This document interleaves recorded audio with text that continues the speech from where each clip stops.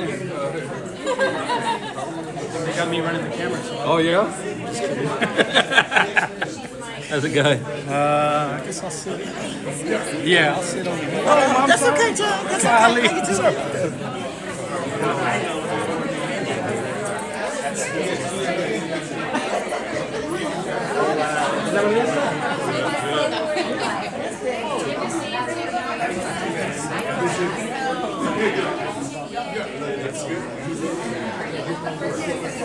Folks, if we can get to our seats, that would be wonderful.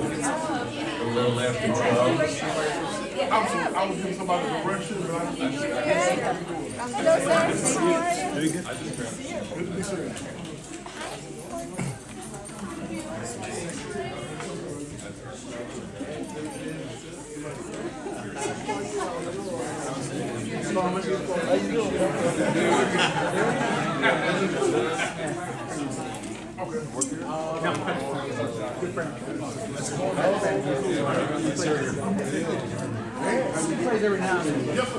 Good afternoon, everyone. I want to welcome and thank you for being here as we celebrate Black History Month and reflect on powerful impact of leadership and education in shaping our communities. I want to say thank you to our outstanding panelists. Your leadership, your stories, and your commitment to education inspire the next generation and strengthen our future. It is now my honor to introduce our moderator, Kevin Baer, Vice Chair of the Coastal Bend College Board of Trustees. His leadership and dedication to student success continues to move Coastal Bend College forward. Please join me in giving a warm welcome to Kevin Baer.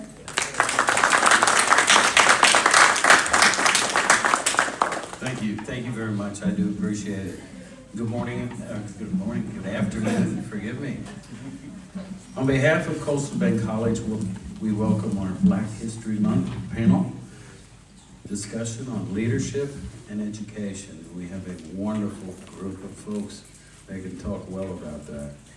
Black History Month gives us an opportunity to honor the contributions, resilience, and leadership of Black educators and change makers who have shaped our institutions and communities. It also challenges us to reflect on how leadership in education continues to influence opportunity and access today. At Coastal Bend College, we are committed to empowering students and strengthening the communities that we serve. Today's discussion reflects that comment. We are grateful to have our panelists here. Dr. Drayan Johnson, Vice President of the Academic Affairs for Coastal Bend College, a friend of mine.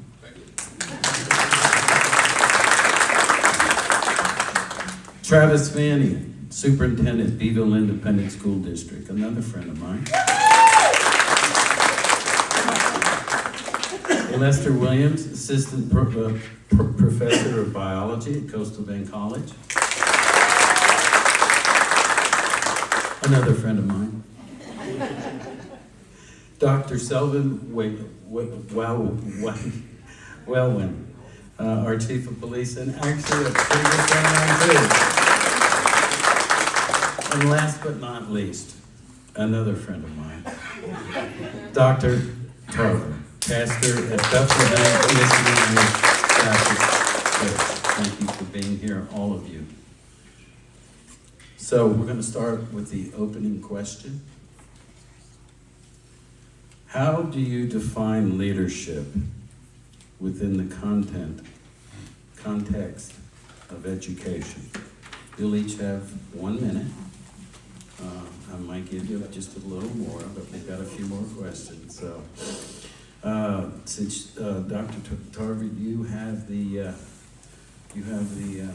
microphone, so again, how do you define leadership within the context of education? I define leadership within the context of education. Took some notes actually. Intentional influence and guidance shown by those in the field of education to create conditions and opportunities where teaching and learning can thrive. One of my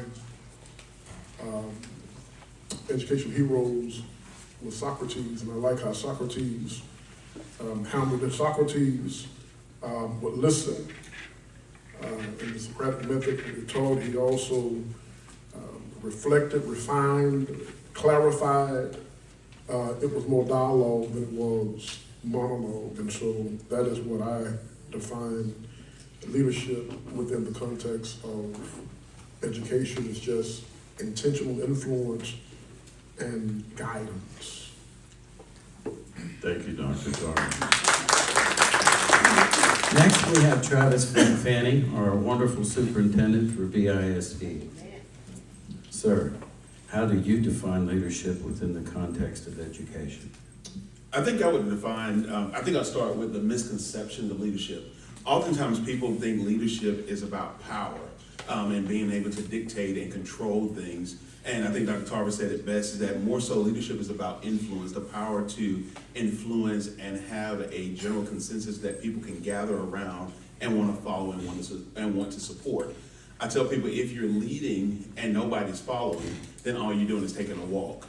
And so you have to be able to generate people who will follow the vision, follow where you're going, and follow how you're moving forward.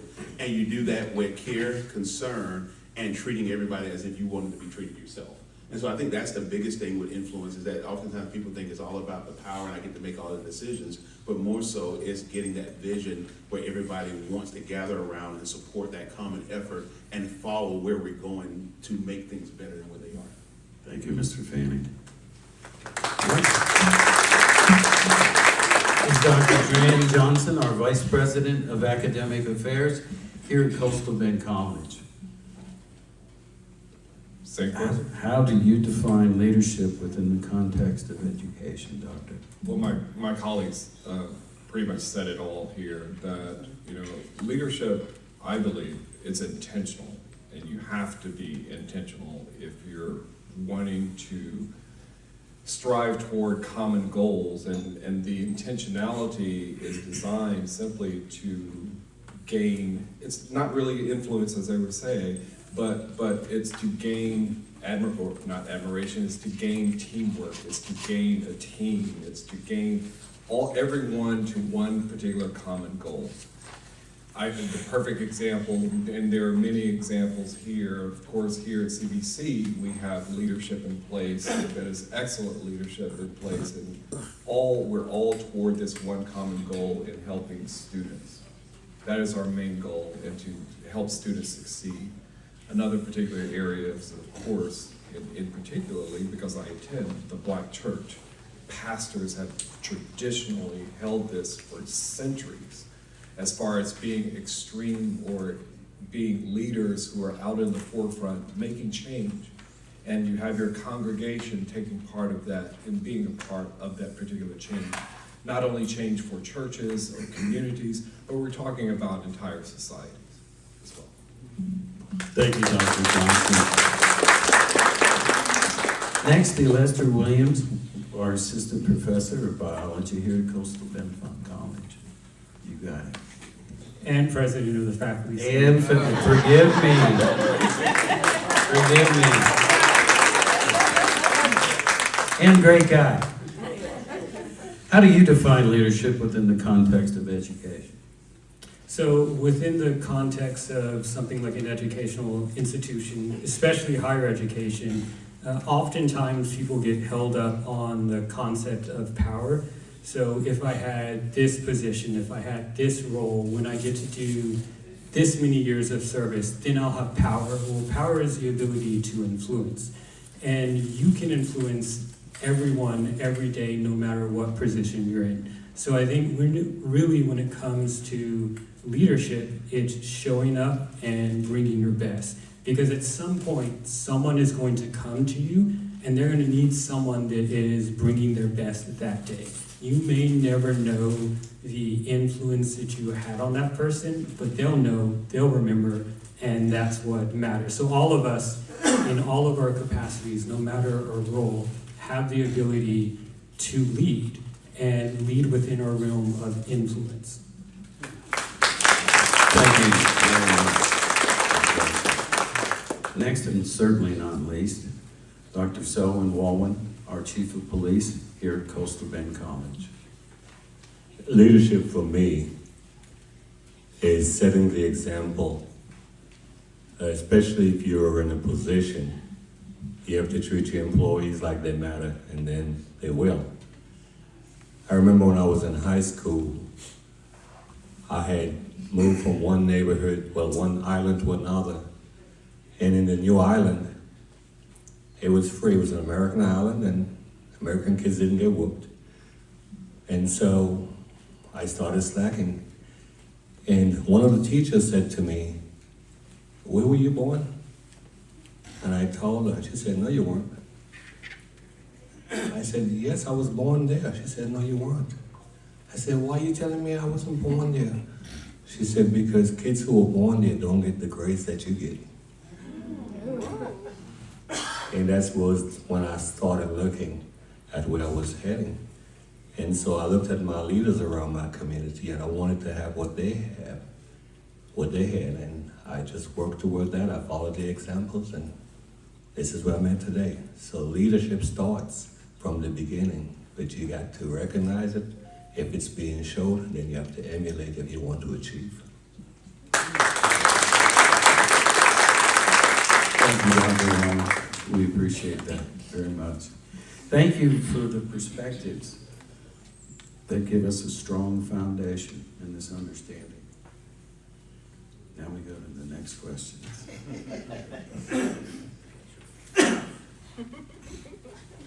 Dr. Tarver, we're going to start with you again, so pass it down, guys. Stay. There you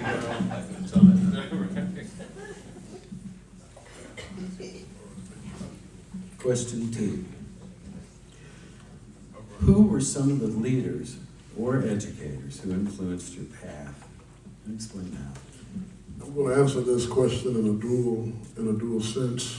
The first leader educators were my parents.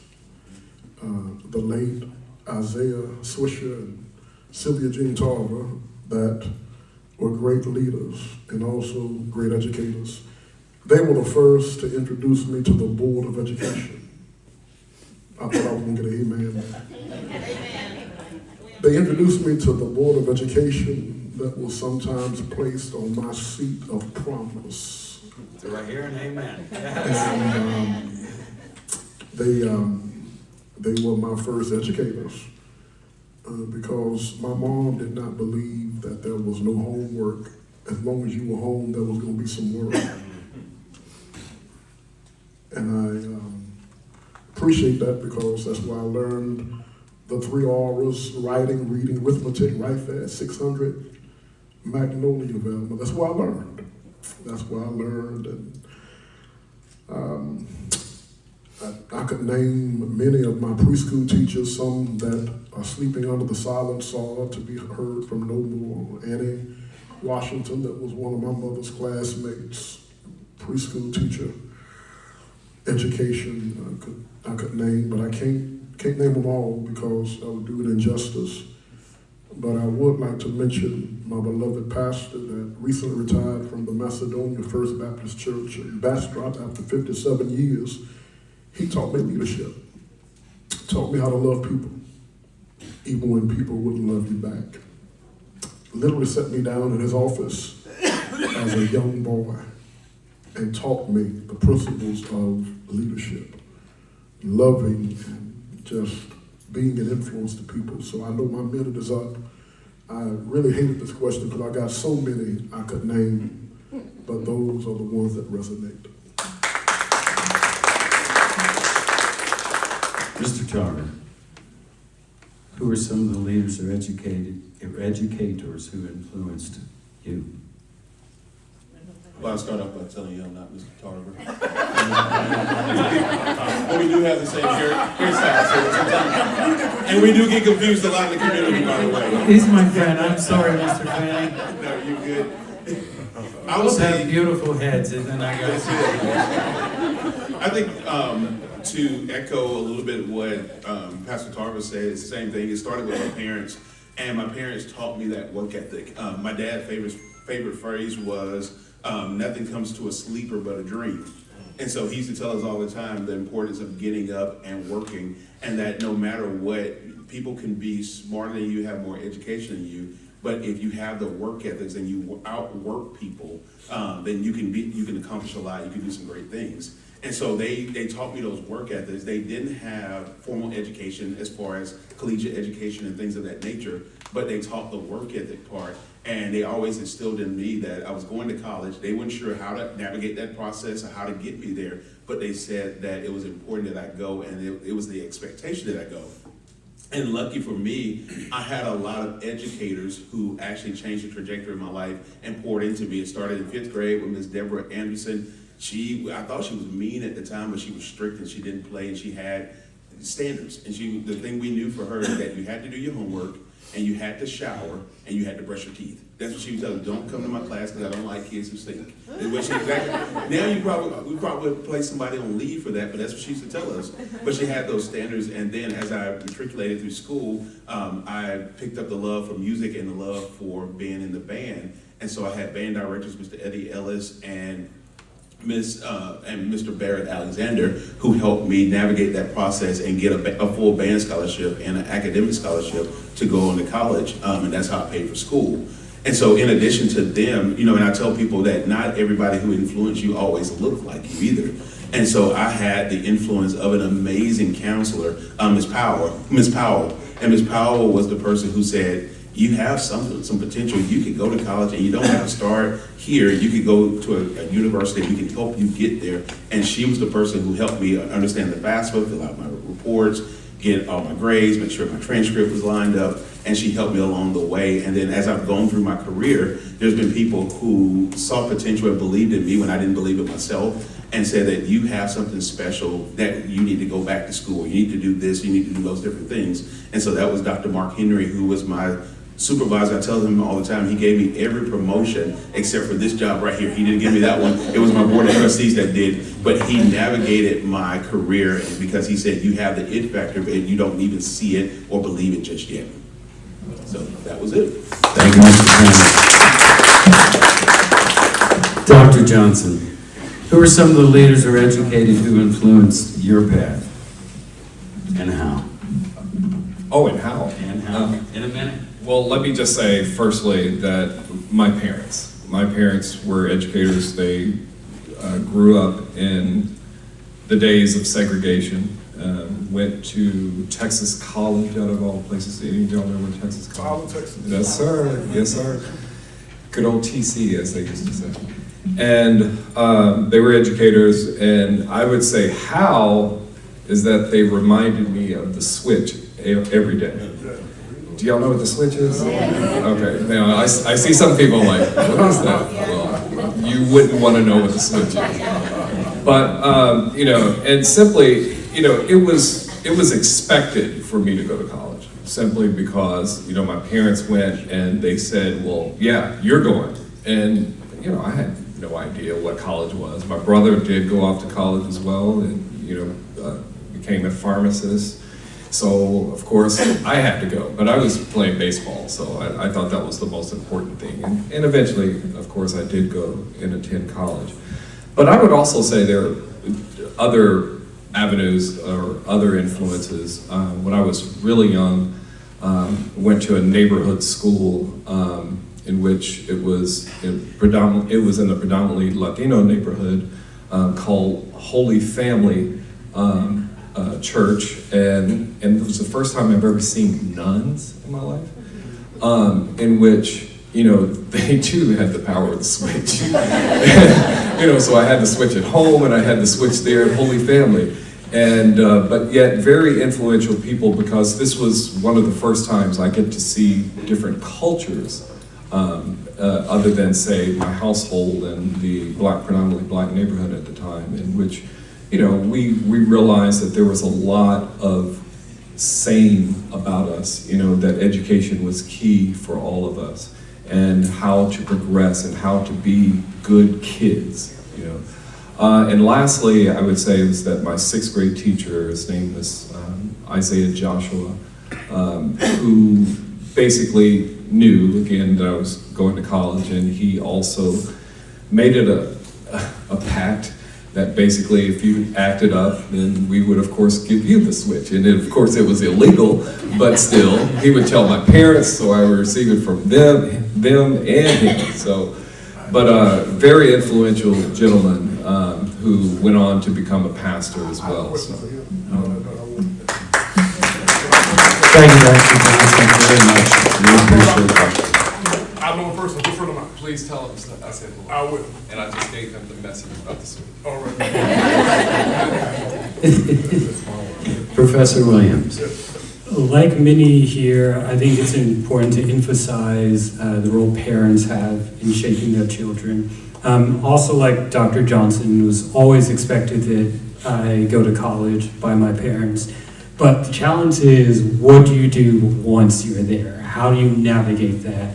So I definitely want to highlight really all the graduate faculty that taught me, especially those that served on my thesis and dissertation committees. One faculty member that stood out, I remember he said he wakes up every morning and prays that his class is interesting and that he can engage the students. And I looked at it kind of funny, I'm like, what do you mean? But then I realized he was also teaching graduate statistics, so that probably had something to do with it. You know, a lot of people seem to think it's okay to be bad at math, but not in a graduate statistics class. So, and then even my thesis chair, he was an African-American individual, and he did organic chemistry and medicinal chemistry. And so he already had like 5 other graduate students. He didn't have to take me in and take on an additional graduate student. But it's things like that when you know faculty are going beyond what's required of them and they realize the importance of guiding students, that you really get an appreciation for that later in life. Thank you, Professor. We appreciate that. Dr. Walwyn, who are some of the leaders or educators who influenced you? Mine might be a little different. I was born a British subject, grew up as an American citizen. And my mother's side of the family, which was weird for me because I didn't know this until recently, but there's Mexicans from Sonora, the last name is Gonzalez, the Dominican Republic. And so when we were kids, we would speak Spanish, but we didn't know why we were speaking Spanish because we weren't Spanish looking. And then now we know why. But those who influenced me, first my dad. I was about 4 or 5 years old when my dad taught me to read, but I didn't know that's what he was doing. My dad told me he couldn't read. So every Saturday morning, he would take me by the newspaper. I'd buy the paper, I'd sit in the car, and I read the front to the back for my dad because he said he didn't know how to read. And it wasn't until I was 33 years old that my brother took me by a place where my dad used to be the principal. And I said, that man could read? I didn't know that. But again, we come from a family with education. Brown versus the Board of Education. The young lady that was the clerk, Constance Baker Mobley for Thurgood Marshall, she was my cousin. She was my family member. And we had another family member. He was the deputy medical director for Tuskegee Institute, then the medical director for Howard. And I can go on and on. We owned the banks, we owned everything. We were the government officials on my mother's side. On my father's side, we were just cops. But that's where my influence came from. And so I married a young lady from Wharton, Texas. Believe it or not, all I had was a GED when I met her. And she inspired me to go back to school, especially with the background that we had. And to make sure I didn't drop out of school, she went back to school with me also. And so I got my PhD and she got her master's. And she didn't need it, but she just did it just to make sure I didn't quit school. So part of that goes back to my wife. And we have passed that influence on to our children, and they also went to school. So that's the background. Thank you, Dr. Send it this way. Thank you, sir. Thank you, Doc. Reverend Tarver. Why is representation important in educational leadership? Representation is important in educational leadership. I believe that it was Shirley Chisholm that said that if they don't invite you to the table, at least bring a folding chair. I believe that. And now I'm gonna talk as a black man. I think that's who I am. You cannot attract what you do not have in leadership. There are questions such as, do I belong? Where do I belong? And those questions cannot be answered unless there is representation. Now I'm going to get somewhat churchy. In our church, we are now multicultural, but there are not leaders that are all black. We have leaders that are Hispanic. We've had some Anglo church leaders because it is that in the representation that everything ought to be reflective, not just in the stakeholders, but also in the leadership constituents.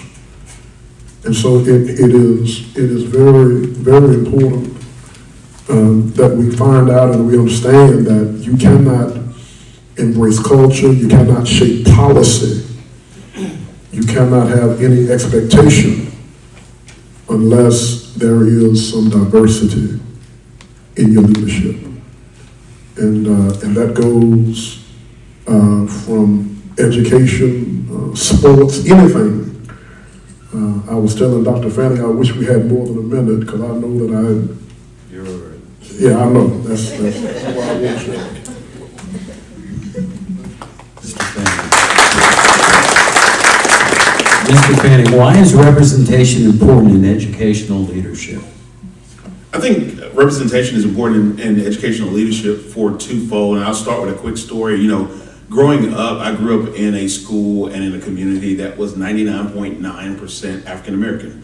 And so I went to school with predominantly kids that looked like me, but leadership looked a little different at the school. Most of my teachers was a mixture of teachers, but the leadership in all those within my campuses all the way through high school were not reflective of the population at all.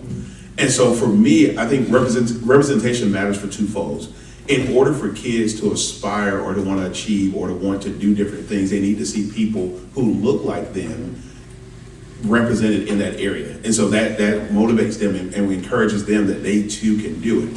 But I think on the flip side too, it helps people who may have stereotypes or have different perceptions of different cultures and different ethnicities to see people in those roles as well is equally as important. So it's important for African American kids to see Travis Fanning represented and serving as a superintendent, and so that they can aspire and do those things and see that. But it also works for the Hispanic and the Anglo students that I see too, to hopefully inspire them to do the same thing, but also let them know that African American representation is existent in those particular areas as well. Because oftentimes people say, well, I've never seen an African American superintendent, or in my school, the African American may have been a paraprofessional or a teacher or a custodian and different things like that. And so I think it works both for the ethnicity that you represent, but it also works for other ethnicities to see that there's more than what meets the eye for that culture, for that ethnicity, and that they're capable of doing all the different things that they're doing as well. And so I think that's extremely important. I think you have to have a variety. I tell people too much of the same thing is bland. And so you need a variety and you need representation of everybody and even different point of views as you continue to lead in education as well, because students need to see different perspectives. Thank you, Mr. Fanning. Dr. Johnson, why is representation important in educational leadership? Just simply, it's role modeling and student identity. You know, we have students who are here on this campus. I would say they're Black American, and they come up to me, say, "Well, you know, what do you coach?" No, I'm not a coach. And I informed them they are, "Oh, I'm sorry, you know." But said, you know, one of them even responded, said, "Well, we didn't know that Black educators existed, you know, etc." But I kind of like what Superintendent Fanning was saying, that he grew up in 99% Black folk, right? And so in mine, it's totally opposite. It was predominantly Caucasian, and my high school, and I knew very little about Black culture other than what I grew up with, you know, in my household.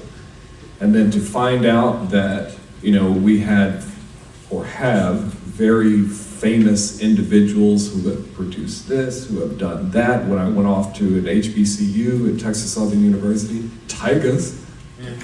Go. Went to law school there. Oh, that's all. So, TSU in his house.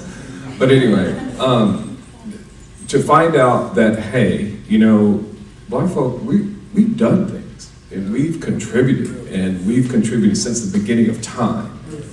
And so that brought about a sense of pride, that brought about a sense of awareness that, you know, we are, you know, we're not what stereotypes claimed us to be.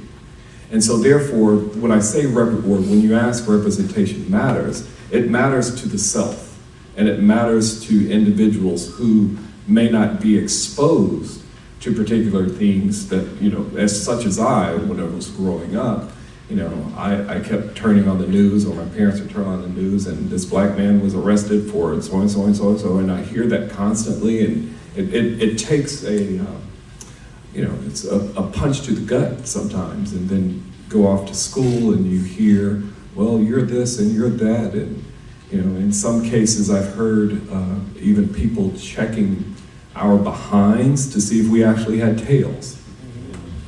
So, in that case, you know, it matters simply because, you know, you have that in the forefront, and it brings about this self-awareness. Thank you. Professor Williams, why is representation important in educational leadership? It's interesting that Dr. Johnson gets asked, which team does he coach? I get asked, which sport do I play? To which I normally respond, actually all of them, just poorly. Unfortunately, much to my chagrin. It's because I'm old. But actually, if you'll allow me, I'll answer this question as a biologist. So I teach anatomy and physiology and microbiology. And believe it or not, we all are, I tell my students, I said, if you were to take our cells and look at them underneath a microscope, you're not going to see anything. And they're like, what do you mean you're not going to see anything? Well, cells are clear and see-through, with the exception of like those in your skin.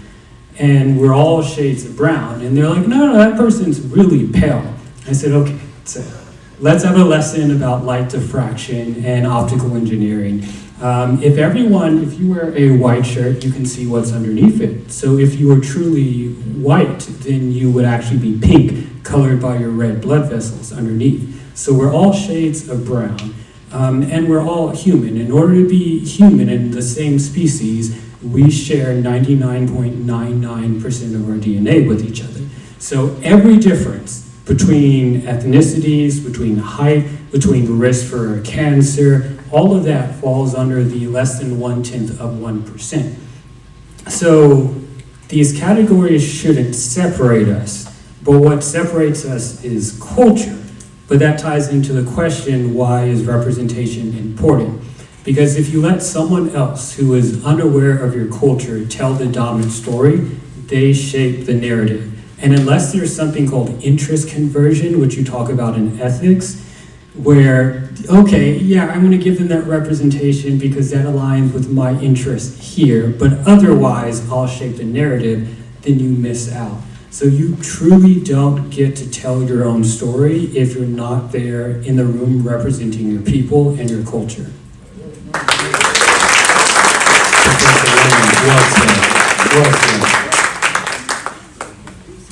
Dr. Wallen. Excuse me. Well, I have not been asked what sport I play. They assume I'm a basketball player. But I was asked in this town if I'm a real cop. And I can understand why. If you drive anywhere for the next 2 hours from here, there's not another black police chief. I've been in meetings with 300 police officers from around the different counties, and I'm the only black police chief. And here's the interesting thing, because Dr. Johnson alluded to something, and so did the professor. In 1987, I became a police officer in Texas. And I became a police officer because I was recruited. I was an insurance investigator for Equifax. And I was in a little town, no longer little, interviewing someone. And the wife of the person says to me, "We don't have any black officers. Would you like to be a cop?" I said, "Okay." I used to be an explorer when I was 16. I said, "Okay," so I went to the academy. And for 2 years I worked on undercover narcotics. And then 2 years later, it's a national day in that city, and I'm dressed up in my uniform in the squad room. They assigned me to work with him, and he leaves me at the station. So I got in my own car, and I drove to the location where I'm supposed to be directing traffic. And while I'm there, he comes up and says to me, "Hey, what the, you doing in our uniform?" And I said, "Working." And so I finished my tour of duty, I got back to the station, and there was a watermelon with my name written on it at the police station in 1987. And they expected me, I guess, to react. But this is where true leadership comes in. And I wrote on the board, "Whoever brought it, it looked like it's gonna make some great steaks. Please bring me another one next week."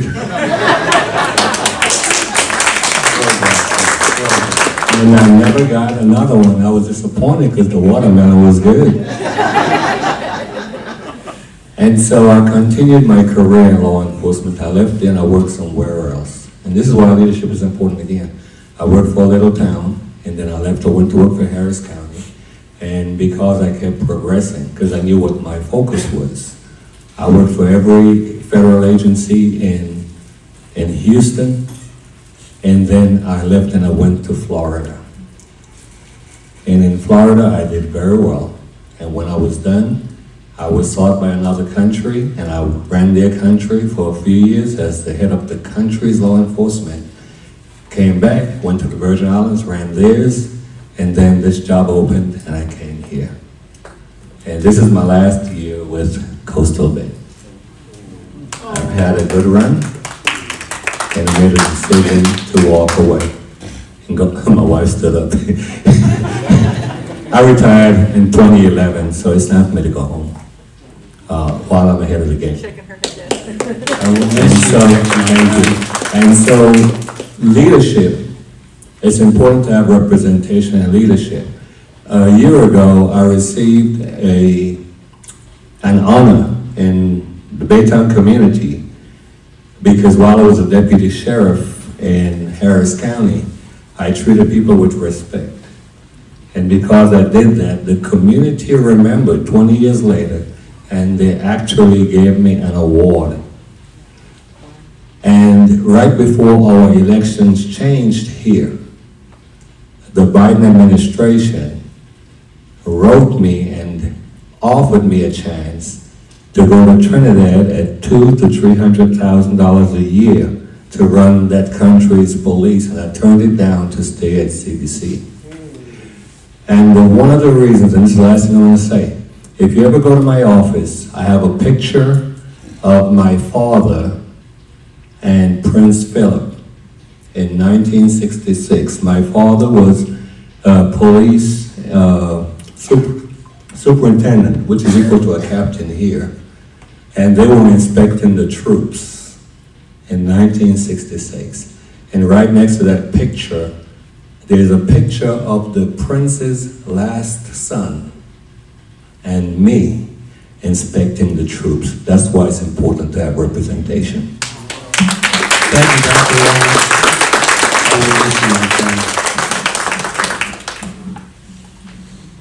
Mr. Fanning. I want to do it back. And you know what? I got a complaint. Yes, sir. I was limited to 1 minute, but everybody else is taking too much time. Yeah, I'll make some. Okay. I'm just with you.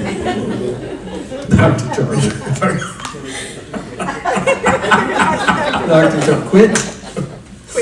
Dr. Tarver, what responsibilities do leaders have in creating opportunities for our next generation? I'm gonna limit my introduction, and if I happen to tip out of here, I have a funeral at 1 o'clock.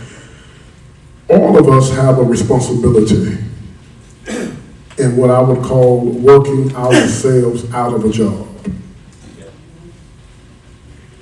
You cannot stay in a position forever. You become stale, you become selfish, things become mundane, and then we complain that nobody knows what to do or how to do it because there was no mentoring for them to do it. You cannot commit yourself to success without having a successor. John Maxwell said it best that success has a successor.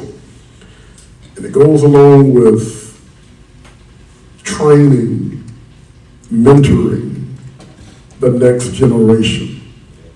It also comes with what I would call stabilizing the structure and also the financial aspect of the position.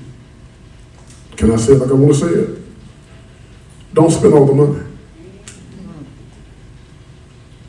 Don't eat all the grapes that have been planted because you planted them.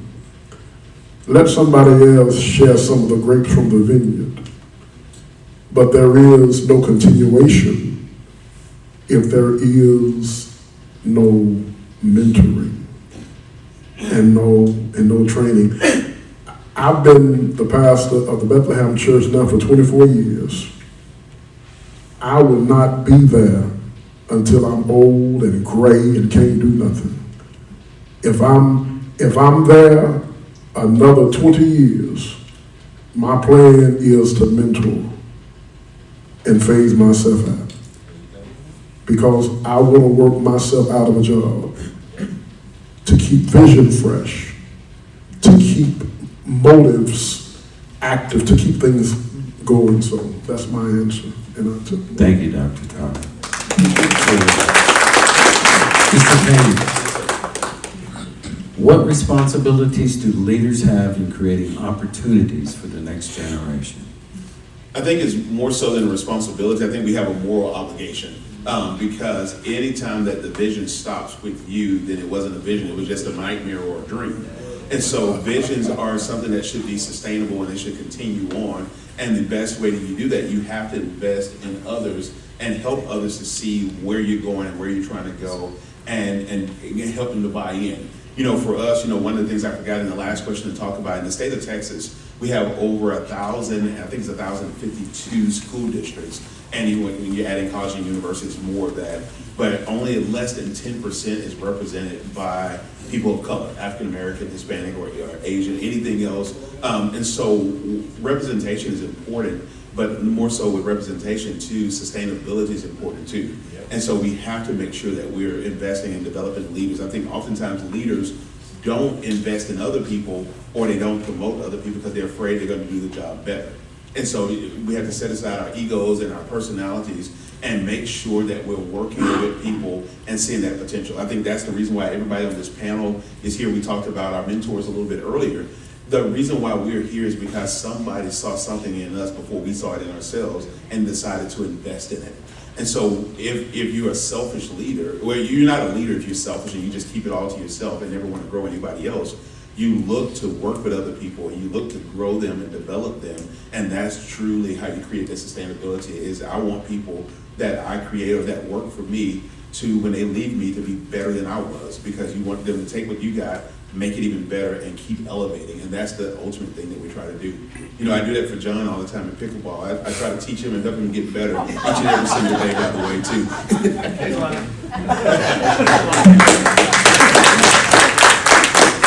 I might say, I think that's called leadership. Servant leadership. Dr. Johnson. I'll be brief. History. It's long been said that history repeats itself. That's not true. History does not repeat itself. It's events that repeat themselves. So I was talking with one of my children the other day, and she, poor little naive self, she says, "Dad, I don't understand what's going on in this world today. I don't understand, you know, what's going on in Minnesota, all this stuff, and, you know, Georgia, etc." And it's really nothing new. And I told her that, you know, as long as you understand your history, your family history, the events that occurs within your culture, the American culture as well, it's our responsibility to not only teach that, but to help individuals learn from past historical events so that we can't repeat it. It's extremely important. Now, I'm not making any political statements. I'm not going to do that. But if we look at some of the events today, and if we tell our students and if we tell our descendants that, you know, these events can be avoided, and it starts with you. It really does start with you to either stand up and be against it, or to simply just do something about it, you know. So we have, as Dr. Fanning was saying, we have an obligation to do that, and more importantly, to preserve and learn our history. Thank you, Dr. Johnson. Professor Williams, what responsibilities do leaders have in creating opportunities for the next generation? Well, I got it easy as an educator because I'm not doing my job if my students, especially teaching pre-nursing and pre-allied health classes, I'm not doing my job if people aren't going on to do bigger and better things than me. Like, we need nurses, we need doctors, we need rad tech, and there's absolutely no reason why I should withhold that knowledge or not give all I can to help those students succeed. And so, we will continue to need those things as we progress in the future. But knowledge is power. Knowledge is also a gift, though, and we wouldn't be in education if we didn't believe in sharing knowledge. I was joking with my students earlier today as we were going over the reviewing for our exam, and I said, you have to imagine I'm really great at parties, because I know You think I just talk about all of this inside the classroom? Absolutely not. I will stop a stranger in the street and I will explain science to them. Because this is meant to be shared and it's meant to be relevant, and we don't want this knowledge to be lost. Knowledge about how to care for ourselves. I was recently asked, how do you approach controversial topics in the classroom like vaccines? And my response was, there's a science behind vaccination, there's a health benefit to it. How you apply those policies is one thing, but the science is specific. So we don't want to lose the knowledge for how to do something amidst whatever political influences are currently here. Thank you, Professor. Dr. Wallman. Thank you again. First, let me tell y'all, thank you for having me as part of this panel. Now, why is it important? Here on the campus, I can tell you when I started 2.5 years ago, there was one student in that cafeteria. When I look at him, if he could cut me with a knife, he would. Whatever his history was with law enforcement, he brought it to school with him. But I'm the adult, and I'm the leader. And when this kid graduated from this college, he did me like this. Give me some dabs. That's what I had to create with this child, with this young person, sorry. I'm just 68, so he's still a child, but with this student. And that's what I create or try to create with the students on this campus, to show them that no matter where you come from, where you end up doesn't have to be this. And there's a path to that, and it begins with you. It's funny, I was working on a case just now over in cosmetology. I know I don't have any here, but cosmetology. And I saw something profound in that room, Dr. Suarez. It was a mirror shaped like a heart, but it wasn't the mirror, it was the words. It says the person responsible for your grades, for your future, is in the mirror. And that was profound, and that's what leadership is again. We have to ensure that we give those below us the steps to get up, to walk beside us, so in the future they can go ahead of us. Thank you. Thank you, Dr. Wallman. Now we're going to move to question and answers from the audience. We'd like to open up the floor for questions. Please share your question and let us know if it's directed to one of the specific panelists. Does anybody have anything? David? Yes, sir. Please stand. I know, never mind. What's up, Daryl? Another friend of mine. Not trying to point fingers, just curious, and being the son of a single parent school teacher who, we struggled financially. Of course, we struggled financially growing up, but because of the rule of the switch and a mother who pushed education, I was able to pick myself up from an impoverished situation to where I am now. So when I look around, I mean, it's, all my kids graduated within the top 10 of their class from here, from A.C. Jones. And it's not to say, look at me, look at my kids. It's just, I believe that much in education that I'm gonna make sure I'm pushing it to my kids. It's just not something that I'm just talking about or don't try to back up. But my big concern at this point, and part of me is, your kids are gone, you did your job, don't worry about it. But as, a member of a community that I love, I'm still concerned about 2 years of COVID and 2 years of Zoom education in a community where you've got grandparents rearing kids. You've got people whose English might not be their first language. technology-wise. I mean, it was just, you know, when I look at that, I know it is a Sisyphean task to try to fix this. And I am no expert in pedagogy, but I'm just so concerned about it because I feel like we've got to do more together to try to catch kids up. We need the college, we need the BISD, we need all of us working together. Because I know there's too many kids out, this is the future of our community.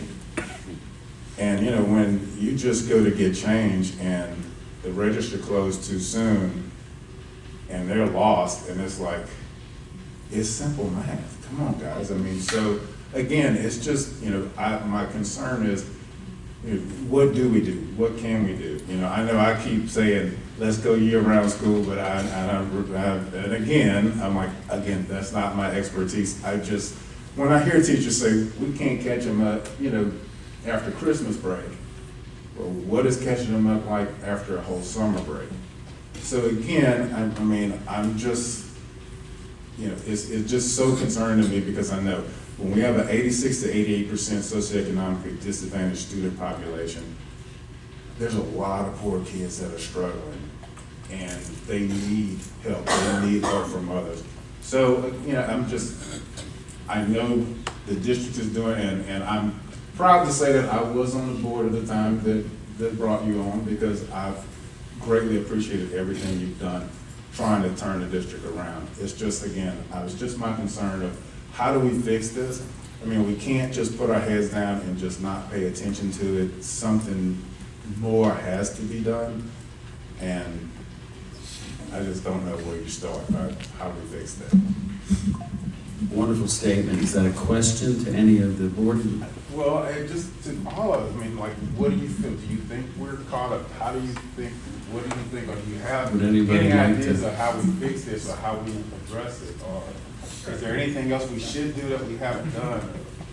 I think it's a myriad of things. It's a loaded question and several different layers to it. I agree with you. COVID drastically set many students back on a trajectory that took them off course or not being in that structured environment and things of that nature. So we've taken a proactive approach of integrating some new curriculum and things of that nature to make sure that our students are getting adjusted, and we're starting in kinder and pre-K now and bringing them all the way up. We're actually just received a grant which is called the Additional Day School Year, and so we'll be adding more days into summer where we'll extend it for our primary grades through 5th grade starting after next school year. Trying to do some of those things too. And so we noticed that academic gap that happens with our students and the population that we serve. And so I know there's some meetings that just happened, for example, with Coastal Bend College. One of the things that we realized is that many of our students who are extremely bright students who are taking those dual credit and the early college high school program that we brought a few years ago, they're struggling with virtual classes. And so we've been talking about now how to get more students here on Coastal Bend College campus or in our schools taking those dual credit classes, because we found, and studies will show, that students from our EcoDisc tend to fare better when they're in face-to-face classes. And so we're doing more of that integration, more of that real life practical learning as well, and really trying to expose our students, because, you know, hearing Alessa talk about the sciences just in that brief lesson that he gave us, I was intrigued, and just getting kids more interested in wanting to do that at a young age and just instilling that in them.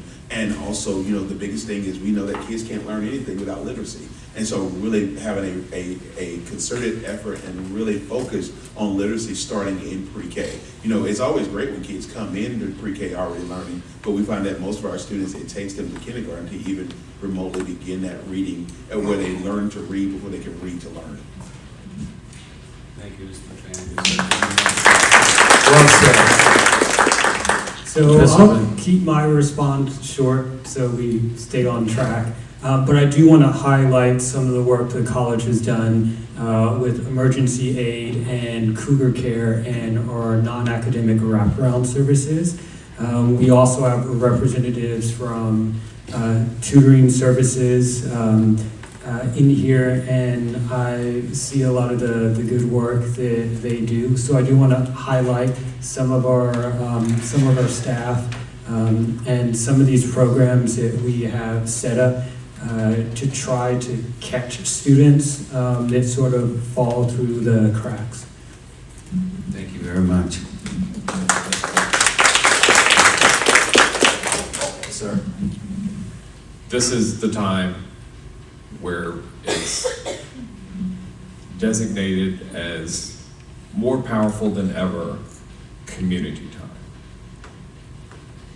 You know the old African proverb, it takes a village to raise a child. We have to be much stronger than even the way we were in the 1920s, 30s, 40s, etc. The community was so tight. You know, before integration and all that other stuff. But now, you know, we have to restore some of those values in which my child is at your house, better abide by your rules. Better sit down and do their lesson in your home. And if they don't, you have my permission to whoop that behind, right? So some of those old values, I think, need to return. And we need to simply be stronger than ever as all communities are joined together and help to raise each other's children. Thank you, Dr. Johnson.